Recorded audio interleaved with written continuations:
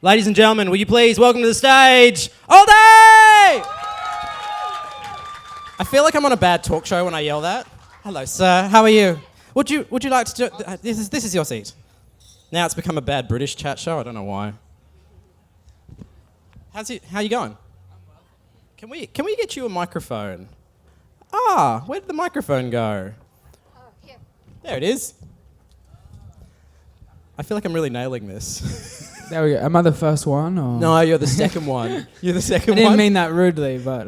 No, it's fair. It's genuinely fair. I know some people that are massive fans of you will know this story before, but I still enjoy hearing it. So I'm going to ask you something that I know you've been asked before, Okay. and for that I apologise.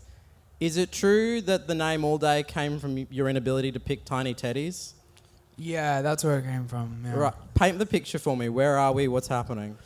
IGA, Blackwood. Yep. Classics. In Adelaide. Yeah, and I was probably 16 and it was a skipping school thing. And yeah, so it wasn't a nickname that lasted a long time. It was just... I needed to record raps that week, and what rappers do, we always say our names in the song. So I knew that I needed to pick a rap name right away. Because you start the song and go, Allday. Was there ever like a second or third option of something you were considering? I entered a rap battle as Tom Zilla when I was... and so I knew I couldn't keep that name. I don't know many people that could pull that off, but I kind of feel like you might have been able to. It's very Aussie hip-hop, that's for sure. Ooh.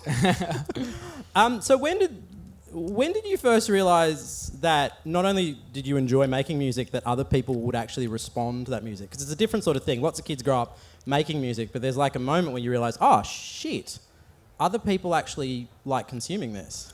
For me, it was quite gradual. So I made this is like old stuff now, but I made a CD and I gave it around to people that I knew, and they played it in their cars, and I didn't hear anything about it. And then someone I didn't know came up to me, a couple months later, and I didn't think about it again. Someone I didn't know came up to me and said, "Oh, that CD, that mixtape, so good." I was like, "Oh, good." And then I thought, "Oh, I'll go back, I'll make some more." And it was just very incremental. And then yeah, so step by step I thought, oh, maybe I'll do another one. And then, yeah, all of a sudden, albums. How do you write? When you, like now you've had a few albums out, you've got an established audience, they're all dressed like Wally. They're really excited about you. Oh, cool. Why are you dressed like that? They were selling in bulk. I don't know. Got to keep that head warm. So many reasons. So when you sit down to write now, like, do you have like an established period of your time where you're like, I'm writing an album, or is it sort of a gradual accumulation of songs? I'm working towards an album. Yep. Always. But the way we listen to music is a bit different now. So I'm trying to figure out how much to let the market dictate the workflow. Yeah. And or just keep making albums.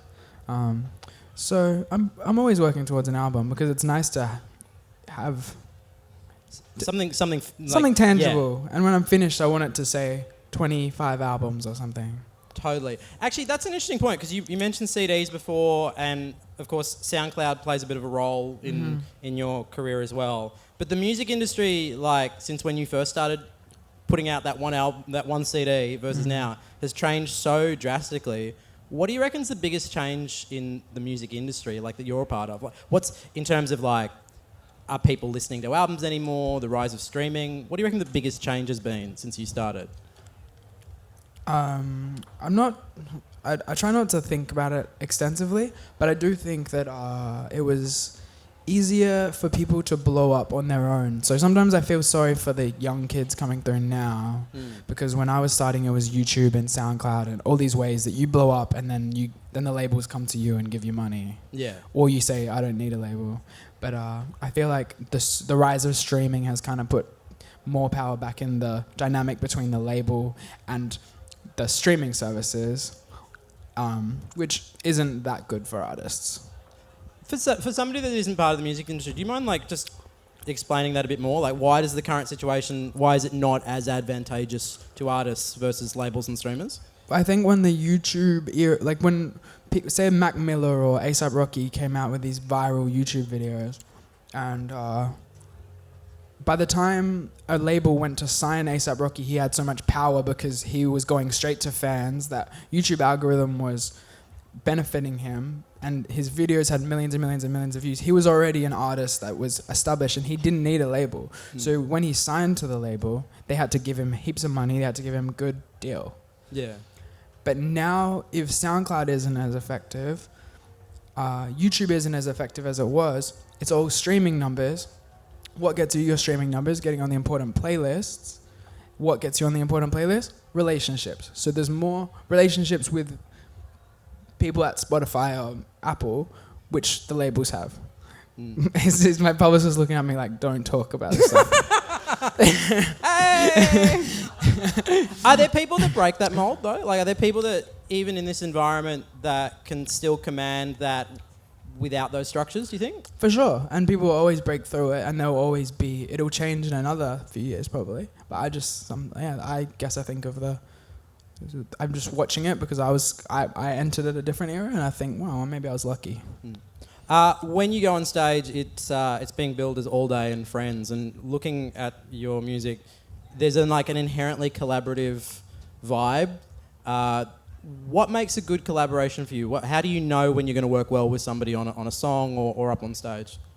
I think as long as you can be comfortable. I mean, that sounds obvious, but as long as you get along and you can hang out and bring them on stage, and it's sort of, it's friendly. So, friends.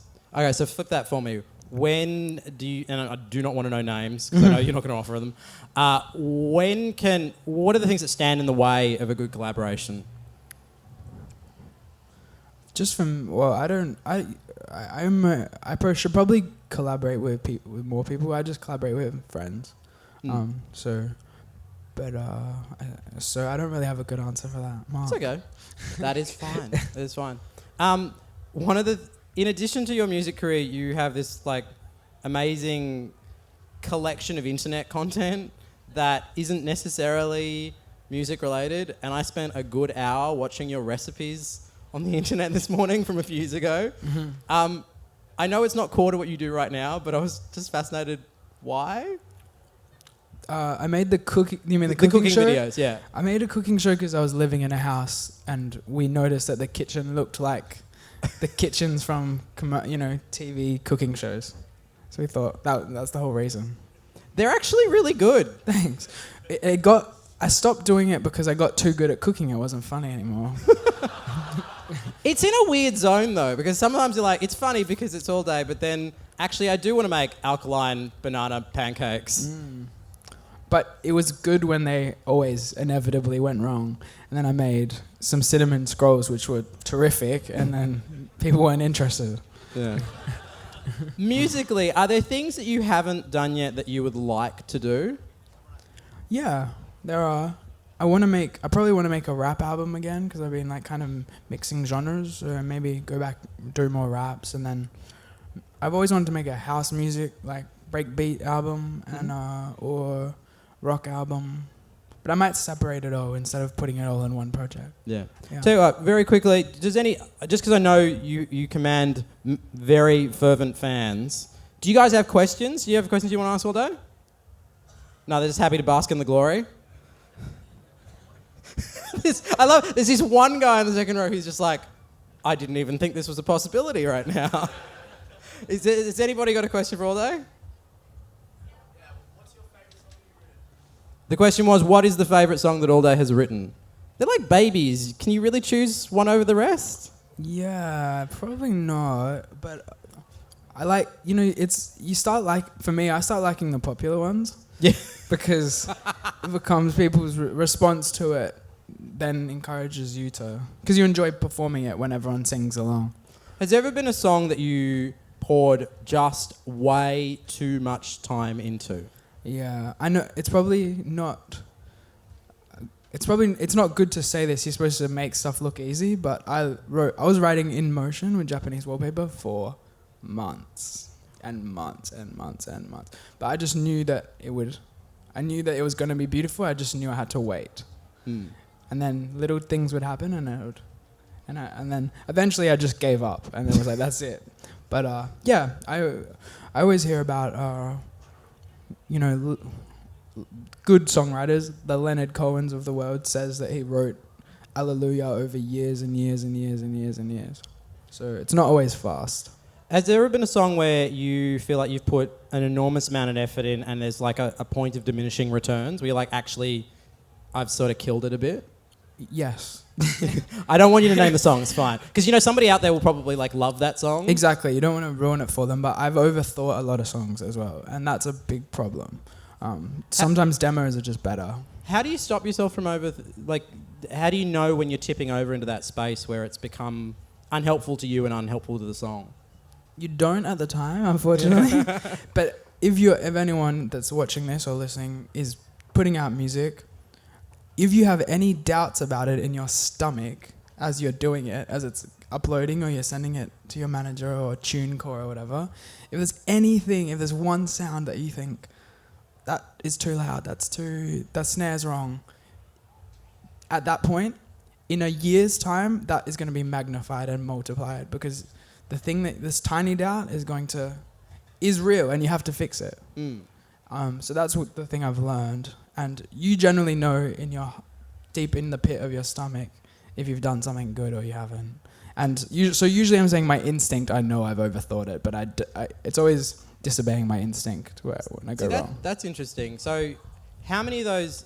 So if an imperfection like that makes it through to a final album, is live performance an opportunity to rectify? Because every time you get up on stage, you can make slight changes and you can correct and reframe certain things. Is that a way you can manage that?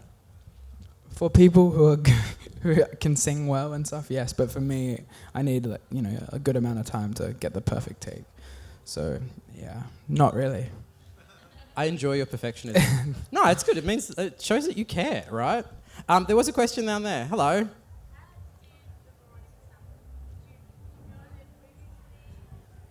So the question was, obviously the Veronicas appear on Allday's album, and the question was, how does the Veronicas happen? Well, we met at a festival in WA, and I waved at them. They came over to our table, and we just spoke and kind of hit it off. And we walked away sort of like, wow, they were so cool and nice and down to earth. And then we sort of became pals through that. And then, it seems like it was strange to me too, but we just became friends. Thank you. Who else has a question? Who else wants to make up a question? No, it's fine. Hey, here we go, down the front.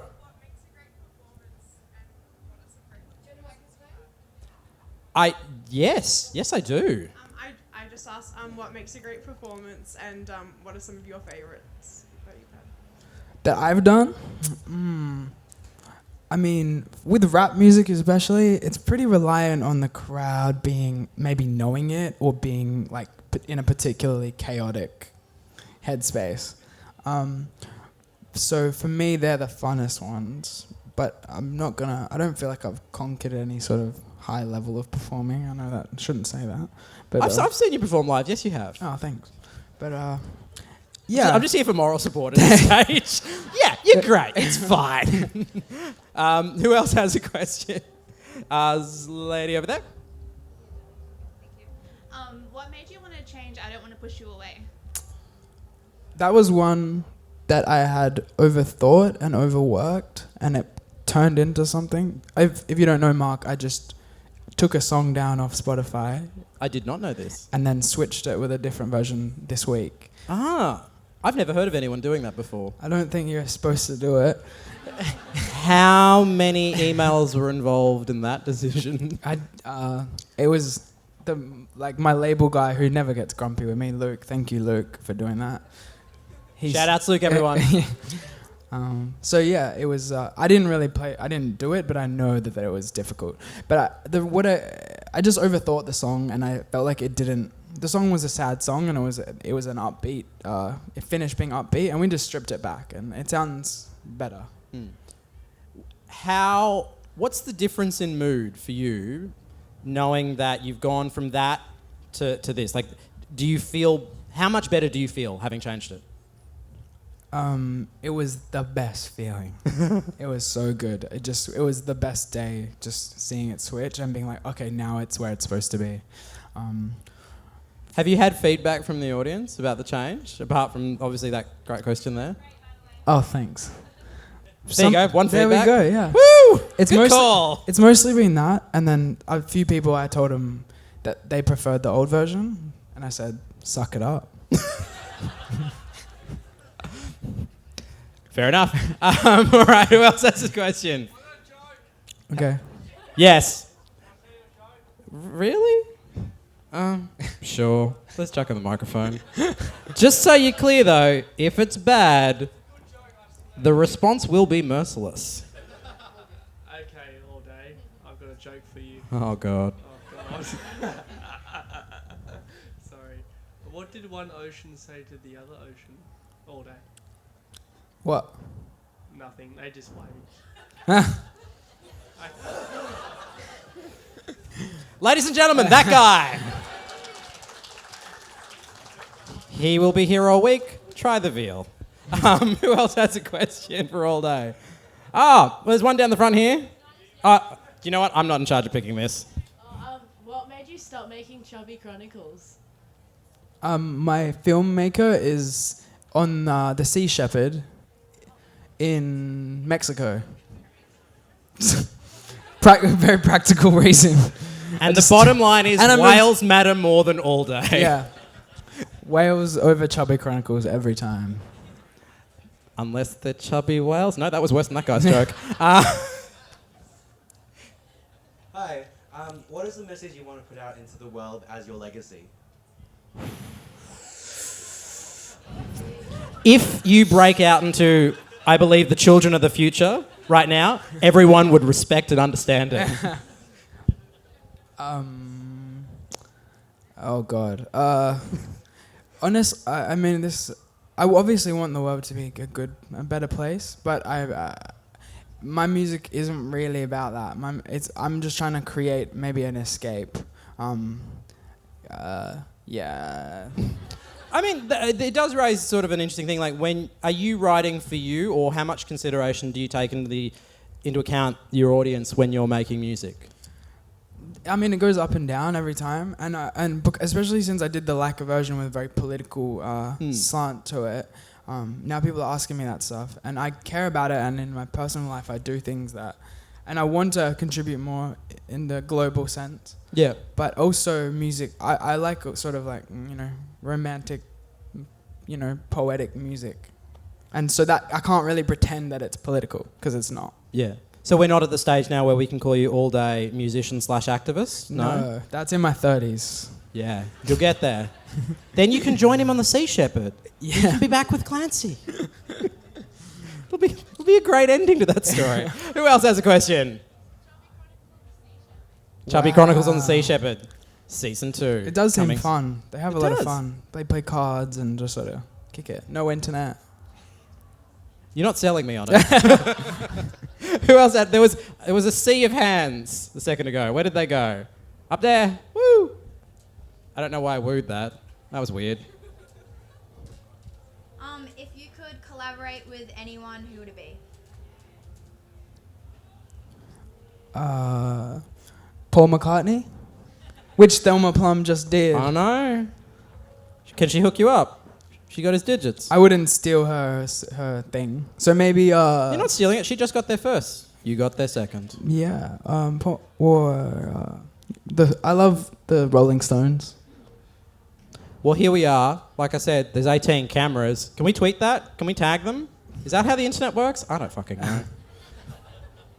Who else has a question? Hey, dude at the back with a hat and a paisley t-shirt, which is cool. I'm on board.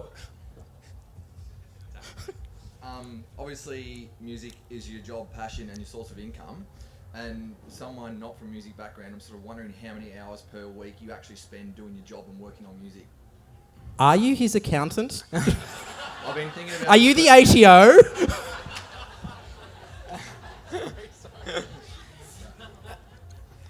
I like to write 4.5, 5 hours in the morning before I do something else, and then maybe take a break and then do emails and all the annoying stuff. So more than I'd like to work, a lot. But I also I can't count it up. But you never. It's like being a small business owner. You don't stop really, but it's good fun. So would you have weeks where you could possibly be like 60 hours plus, and then you might have other weeks where you'd be roughly 20 or something like that? He really is the ATO. I mean, you could. I probably do more than that every week. I definitely would work more than full-time hours, but just because I don't have any babies or anything stopping me. But and this week we would have definitely done like 60, 80 hours or something. And he has documentation for this show, which I hope you guys are coming to tonight. And he has documentation to support it, in case you're wondering. So just back up, all right? Who else has questions? Specifically about work-life balance, also welcome. Is there a certain certain festival or concert around the world or in Australia that has really stuck with you, or maybe the audience has really responded that you just remember? There was one I did in Port Macquarie a few years ago, and it was right when my first album came out, and it was like sunset and it was raining, and there was a lot of people, and it was just like this moment where there was so many people on shoulders and everyone was getting rained on but still dancing and stuff. And then I was like, I don't know if I've made it better in my memory, but I always just think about that one and go, wow, that was it. So I forget what the Port Macquarie one's called, Festival of the Sun or something. The important thing is it won't be as good as when Allday takes the stage later today at Splendour in the Grass. Ladies and gentlemen, will you please put your hands together for the amazing Allday? Thank you. Thank you so much for doing this. Looking forward to seeing you on stage.